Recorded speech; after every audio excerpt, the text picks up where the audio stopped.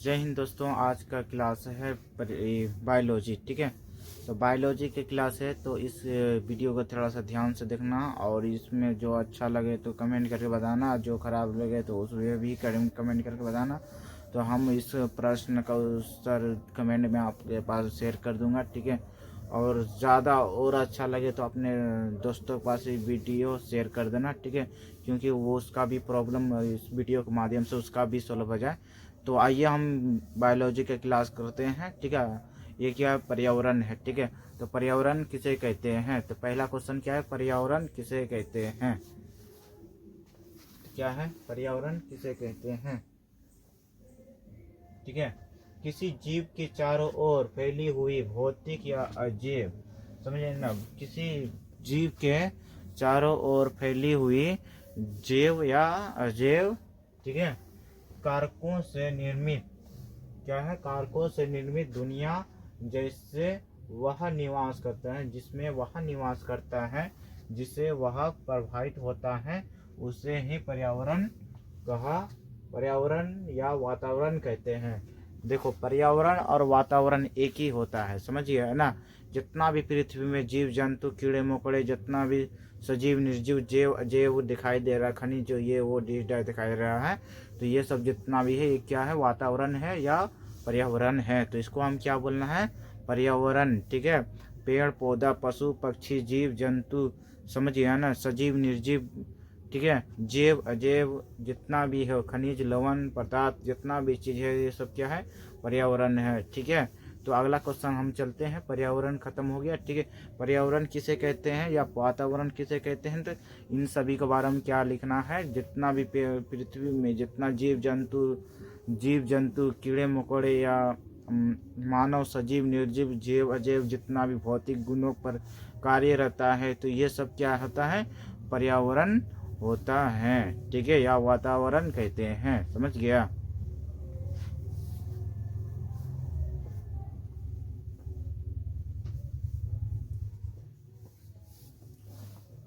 वायु प्रदूषण के कारकों कौन कौन है?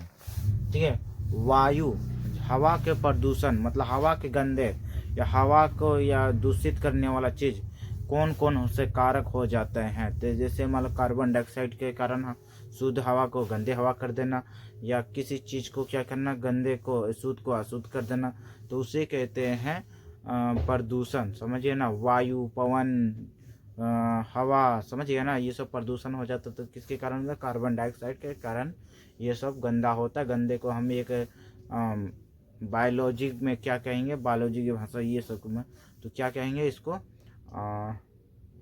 भौतिकी भौतिकी बोलते ये प्रदूषण। ठीक है, क्या कहेंगे?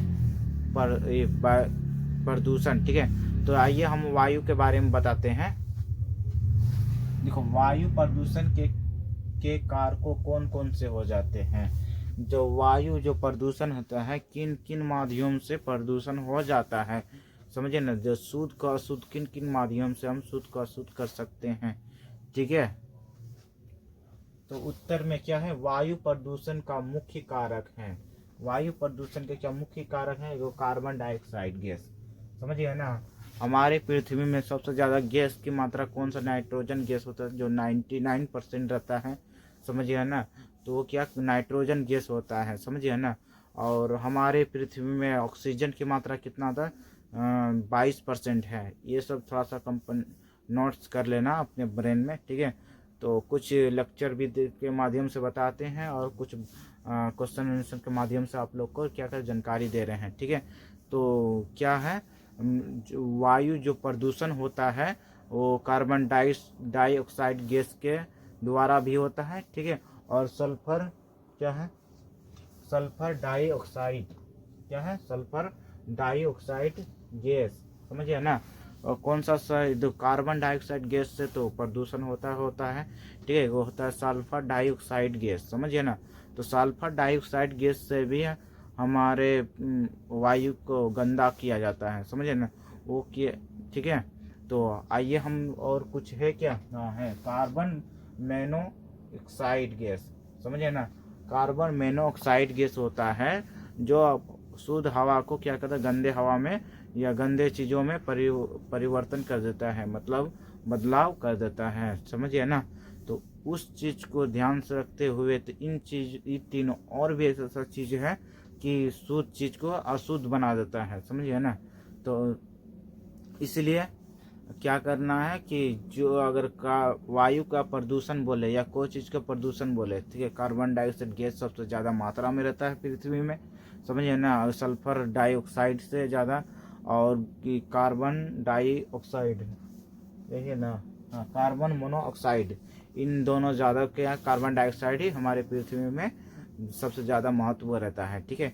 तो सबसे पहले क्या कार्बन डाइऑक्साइड क्या करता है, हवा को शुद्ध को अशुद्ध करता है, ठीक है। उसके बाद क्या है, सल्फर डाइऑक्साइड क्या करता है, वो भी एक कार्बन डाइऑक्साइड की तरह काम भी करता है, ठीक है। और उसके बाद जो कार्बन मोनोऑक्साइड जो होता है, कार्बन मोनोऑक्साइड गैस, वो भी एक कार्बन डाइऑक्साइड गैस की द्वारा तरह ही वो भी अपना कार्य करने में सक्षम रहता है। तो ठीक है, तो ये क्या है, वायु प्रदूषण गैस के बारे में हम समझ लिए हैं, ठीक है। तो अगर 2 नंबर का मार्क्स पूछे या 3 नंबर का पूछे या 5 नंबर का पूछे, जो अगर 10 नंबर या भी पूछे, तो इस माध्यम के वो अपने अनुसार से ब्रेन को लगा लगा के जोड़ जोड़ के इस क्वेश्चन आंसर को क्या करना, सॉल्व कर लेना, ठीक है। तो ज़्यादा डिटेल नहीं रखना है, समझिए ना। हम कुछ चलाते हैं, कुछ अपने से ही चला लेना, ठीक है। तो क्या है, कार्बन मोनोऑक्साइड गैस, समझिए ना, कार्बन मोनोऑक्साइड गैस से ही वायु प्रदूषण में बदल जाता है, समझिए। जैसे गंदे जल जो होता है, समझिए ना, जल प्रदूषण वो भी है कार्बन डाइऑक्साइड के कारण। गंदे पानी, गंदे हवा, गंदे जो ये वो डैश मिला करके शुद्ध जल को क्या कहते हैं, अशुद्ध जल हो जाते हैं। जैसे उसमें छोटे छोटे कीड़ा जो होता है, समझिए ना, छोटा छोटा कीड़ा होने के कारण क्या वो बदल जाता है, ठीक है। तो इसको कहते हैं कार्बन डाइऑक्साइड या प्रदूषण जल कहना है, ठीक है। तो समझिए ना, उत्पादक से आप क्या समझते हैं, वैसे जीव अपना भोजन स्वयं बनाने की क्षमता रखता है, समझिए ना। वैसे जीव अपना भोजन स्वयं बनाने का क्षमता रखता है, जैसे पेड़ स्वयं बनाता है, समझिए ना, एक दूसरे में आकर्षित नहीं रहता है, खुद बनाता है, खुद रहता है, समझिए ना। तो इस तरह से ऐसा जीव जो है, जो स्वयं बनाता है, जैसे हम लोग दूसरों में आकर्षित रहते हैं, समझिए ना। तो हम लोग क्या स्वयं का भोजन नहीं प्राप्त कर सकते हैं, समझिए ना। कुछ लोग होता है जो स्वयं करता है, स्वयं अपने द्वारा ही कुछ खाद्यान्न प्रदान का कार्य करता है, समझिए ना, आदान प्रदान का। तो वो क्या है, पेड़ पौधा होता है जो स्वयं अपना भोजन बनाने में सक्षम रहता है, ठीक है। क्या, अब आगे चलते हैं, उत्पादक कहलाते हैं, क्या कहते हैं, उत्पादक कहलाते हैं। जो स्वयं बनाता है उसको ही उत्पादक कहलाता है। जैसे पेड़ पौधा, झाड़ियाँ, ये सब जितना भी चीज़ होता है तो खुद ही बनाते हैं, दूसरों में आकर्षित नहीं रहते हैं। जीव जंतु, कीड़े मकोड़े, समझिए ना, ये सब जितना भी चीज़ होता है एक दूसरे में आकर्षित रहता है, इसलिए ये स्वयं का भोजन नहीं बना पाता है, समझिए ना। तो ये पेड़ पौधा, झाड़ियाँ, ये सब जितना भी चीज़ होता है ये खुद से प्राप्त करता है, स्वयं प्राप्त करता है, और प्राप्त करने का लक्ष्य भी रहता है, समझिए ना। और आदान प्रदान खुद से ही करता है, समझिए ना। तो ये उसे ही क्या कहेंगे, उत्पादक कहेंगे। उत्पादक के मतलब क्या होता है, स्वयं का काम होता है, ठीक है, दूसरों पर नहीं रहने का, तो उसे ही क्या कहेंगे, उत्पादक कहेंगे, ठीक है। ऐसे जीव सूर्य के प्रकाश ऊर्जा की विकिरण ऊर्जा के रूप में ग्रहण कर क्लोरोफिल, समझिए ना, क्लोरोफिल क्या होता है, पत्तों में पाया जाता है, समझिए ना।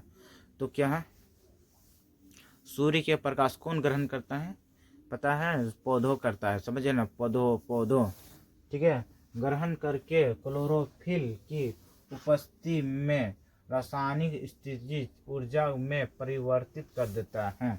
रासायनिक स्थिति में क्या परिवर्तित करता है, ऑक्सीजन लेता है। देखो हम लोग क्या कहते हैं, उल्टा काम करते हैं। हम लोग सांस छोड़ते हैं तो पेड़ पौधा सांस लेता है, पेड़ पौधा छोड़ता है तो हम लोग सांस लेते हैं, समझिए ना। तो ये थोड़ा सा ब्रेन में रखना है कि जब पेड़ सांस लेता है तो हम लोग छोड़ते प्रदूषण, जब पेड़ प्रदूषण छोड़ता है तो हम लोग लेते हैं ऑक्सीजन, समझिए ना।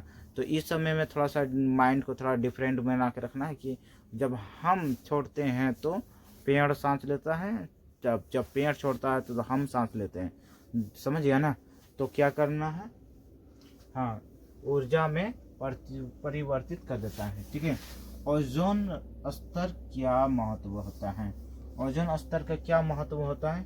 जैसे हम किसी चीज़ से दूषित हो जाना, जैसे कैंसर, मलेरिया, डायबिटीज, ये समझिए ना, बहुत सारा ऐसा सब बीमारी जो होता है, समझिए ना, ओजोन की मात्रा में ही हम लोग बीमार हो जाते हैं, समझिए ना, और भी घात बीमार, समझ गया? तो इसे ही हम क्या कहेंगे, ओजोन की। जैसे कैंसर होता है तो ये किससे पीड़ित रहता है? ओजोन के कारण होता है, समझिए ना। तो ओजोन के जो हमारे पार्ट में एक ओजोन का क्षेत्र है, तो उसी के कारण ये हमारे जो कैंसर जो होता है ज़्यादा फैलने या मतलब होने का ज़्यादा संभावना रहता है, समझिए। इसे ही ओजोन का महत्व कहता है, या ओजोन किन किन भागों से होता है, समझिए ना। तो आइए हम इसको बायोलॉजी के माध्यम से आप लोग को पूरा बायोडाटा समझा देते हैं। ठीक है। ओजोन स्तर से क्या महत्व होता है? ओजोन स्तर सूर्य के प्रकाश में स्थित हानिकारक पराबैंगनी किरणों का अवशोषण कर लेता है, समझिए ना। क्या करना? अवशोषण कर लेता है। मनुष्य में त्वचा कैंसर, मोतियाबिंद तथा अनेक प्रकार के उपनांग को जन्म दे देता है, समझिए ना। ये सब क्या है? उपनांग को जन्म देता है, मतलब ज़्यादा बढ़ने का सक्षम हो जाता है, समझिए ना। तो इसे ही हम ओजोन का स्तर कहते हैं। ठीक है।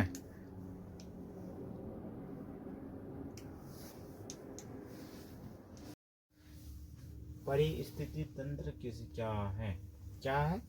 परिस्थिति तंत्र क्या है? ठीक है। तो इसके बारे में हम अभी समझाएंगे। ठीक है।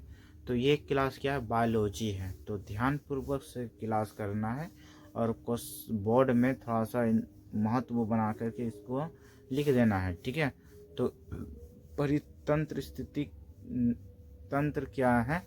तो परिस्थिति तंत्र क्या है? किसी भी परितंत्र में ऊर्जा का प्रभाव की क्षमता उसके भोज प्राप्त के सेवन तथा उसे जैव मात्रा में परिवर्तित करने की क्षमता पर निर्भर करता है। उसे परिस्थिति तंत्र कहते हैं, समझ गया ना। हम दूसरे पर आकर्षित रहते हैं, समझ ना। वो क्या कि वो दूसरे पर आकर्षित रहता है। जैसे एक कीड़ा क्या करता है? मेढक आश्रित रहता है, एक मेढक कीड़े पर रहता है ध्यान। ठीक है। तब और एक सांप क्या करता है? मेढक पर ध्यान रहता है। एक गरुड़ या गिद्ध क्या करता है? उस पर ध्यान रहता है। एक मानव या कोई भी एक उस पर आकर्षित रहता है। इसी को कहते हैं परिस्थिति तंत्र कहते हैं, समझ गया ना। तो हम ये क्या नॉर्मल भाषा से समझा दिए, और परिस्थिति तंत्र के बारे में तुम लोग क्वेश्चन के माध्यम से ही वो आंसर दे देना। ठीक है। तो आइए हम आगे बढ़ते हैं इस कहानी को लेकर। पोषी स्तर क्या है? तो पोषी स्तर क्या है? देखो, पेड़ को कौन खाया? हिरन। हिरन को कौन खाया? बाघ, समझिए ना। तो ये सब जो होता है, पेड़ क्या प्रथम है, पोषी है, और हिरन क्या द्वितीय पोषी, और उसके बाद जो बाघ है तृतीय पोषी है। जो एक दूसरे पर लगाव रहता है उसे कहते हैं पोषी स्तर, समझिए ना। क्या कहेंगे? पोषी स्तर, समझिए ना। पेड़ क्या दूसरे पर लगाव है, समझिए ना। हिरन क्या पेड़ पर लगाव रहता है, और उसके बाघ क्या हिरन पर लगाव रहता है, समझिए ना। ये क्या पोषी स्तर का एक रोमांचक खेल है। तो इसी को कहते हैं पोषी, समझिए ना। तो हम परितंत्र के आहार श्रृंखला में क्रमबद्ध तरीके से कई जीव एक दूसरे पर जुड़े रहते हैं, समझिए ना। परितंत्र के आहार श्रृंखला के में एक दूसरे जीव क्या जुड़े रहते हैं। जैसे एक क्या एक दूसरे से जुड़ा रहता है तब उसका भोज्य प्राप्त होता है, समझिए ना। अगर जुड़ा नहीं रहा तो उसका भोज कभी प्राप्त नहीं होगा। ठीक है। जिस परितंत्र में आहार श्रृंखला के प्रत्येक चरण पर पोषी स्तर को निरूपित करता है, क्या कहते हैं?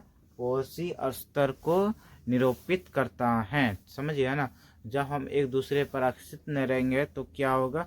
मेरा जो भोजन आहार श्रृंखला है वो समाप्त नहीं हो पाएगा, समझे ना। जब तक हम एक दूसरे पर आकर्षित न रहेंगे तब तक उसको पोषी स्तर के अपने परितंत्र पर श्रृंखला आहार के माध्यम से नहीं कर लें तब तक हमारा ये कभी मिट नहीं सकता है। तो ठीक है, तो इसमें क्या परितंत्र के श्रृंखला रहता है, ठीक है। तो परिस्थिति तंत्र में 4-5 उससे भी अधिक पोषी स्तर सामना हो सकते हैं। देखो परिस्थिति तंत्र में क्या 4 से 5 से भी उससे ज्यादा क्या आहार श्रृंखला रह सकता है। जैसे पेड़ पेड़ क्या सूर्य में आकर्षित रहता है, और हिरण क्या क्या पेड़ में आकर्षित रहता है, बाघ क्या इसमें आकर्षित रहता है हिरण में। अब बाघ को भी बहुत ऐसा जीव खा जाता है, ठीक है। तो ये क्या है परिस्थिति तंत्र का एक चक्रव्यूह का खेल होता है जो एक दूसरे में लगे रहता है, समझिए ना।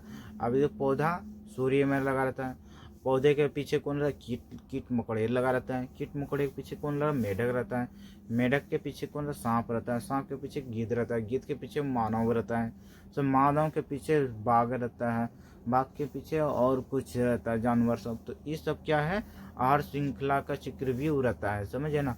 तो इसी को कहते हैं परिस्थिति तंत्र कहते हैं, ठीक है। जब एक दूसरे पर आकर्षित रहता है, समझे ना, इसी को कहते हैं परिस्थिति तंत्र, ठीक है।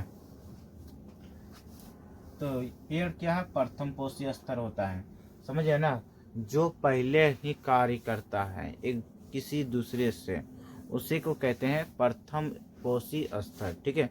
जब वो क्या करते हैं वो पहले करके कुछ कर लिया है तो उसको कोई खाने वाला या आहार श्रृंखला के द्वारा खाने के लिए अगर आता है तो वो क्या द्वितीय पोषी स्तर होता है। क्या होता है द्वितीय पोषी स्तर होता है, समझिए ना। तो उसके बाद जो खाने वाला आ गया तो खा लिया, तो अब उसको को खाने वाला अगर आ गया तो वो क्या तृतीय पोषी स्तर होगा, ठीक है।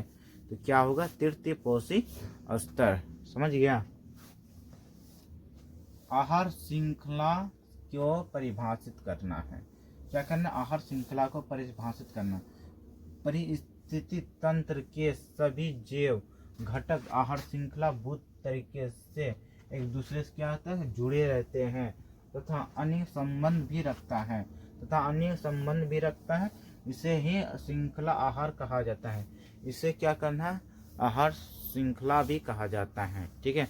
जब एक दूसरे से एक मजबूती से जुड़ा रहता है, जैसे बाघ हिरण के पीछे जुड़ा रहता है, हिरण घास भूसे एक पेड़ पौधे के पीछे जुड़ा रहता है, एक मजबूती तरह से जुड़ा रहता है, समझिए ना, उसे ही कहते हैं आहार श्रृंखला, समझिए ना, उसे क्या कहते हैं आहार श्रृंखला कहते हैं, समझिए ना। उसका कभी भविष्य में नहीं मिट सकता है, समझिए, वो हमेशा के लिए अमर रहता है। जो एक दूसरे पे आकर्षित रहता है उसे कहते हैं आहार श्रृंखला, क्या कहते हैं आहार श्रृंखला कहते हैं, ठीक है। जैसे सौर ऊर्जा, सूर्य क्या देता है सौर ऊर्जा देता है, समझिए ना। हम लोग सूर्य से क्या लेते हैं सौर ऊर्जा लेते हैं। सौर ऊर्जा जैसे लिया पेड़ क्या फला उला एकदम अच्छा रौनक खिला उला, अब ठीक है। अब उसके बाद हिरण आया, हिरण क्या क्या अपना आहार मिटाने के लिए या भूख मिटाने के लिए क्या पेड़ पौधे खा लिया, समझिए ना। अब उसको खाने वाला कौन आ गया बाघ, ठीक है। सूर्य क्या है सौर ऊर्जा है, समझिए ना। पेड़ उसके बाद पेड़ क्या उत्पादक होता है, समझिए ना, पेड़ क्या होता है उत्पादक होता है, समझिए ना। और हिरण क्या है प्राथमिक उपभोक्ता होता है, हिरण क्या होता है प्राथमिक उपभोक्ता होता है। उपभोक्ता का मतलब क्या होता है कि जैसे हम किसी चीज पर आकर्षित रहते हैं, भोज पदार्थ के रूप में हम उसको आकर्षित बना कर रखते हैं, उसे कहते हैं उपभोक्ता, समझिए ना। एक बायोलॉजी के माध्यम से क्या कहेंगे उपभोक्ता को, किसी दूसरे पर हम भोज पदार्थ के लिए आहार श्रृंखला आहार के रखते हैं तो उसे है कहते हैं उपभोक्ता, ठीक है। उसके बाद बाघ भी हिरण पर आकर्षित रहता है, समझे ना। बाघ क्या हिरण पर आकर्षित रहता है, इसलिए क्या होता है वो भी उपभोक्ता होता है। जैसे हम भी किसी दूसरे जीव जंतु पर आकर्षित रहते हैं, हम भी क्या है उपभोक्ता होते हैं। ठीक है।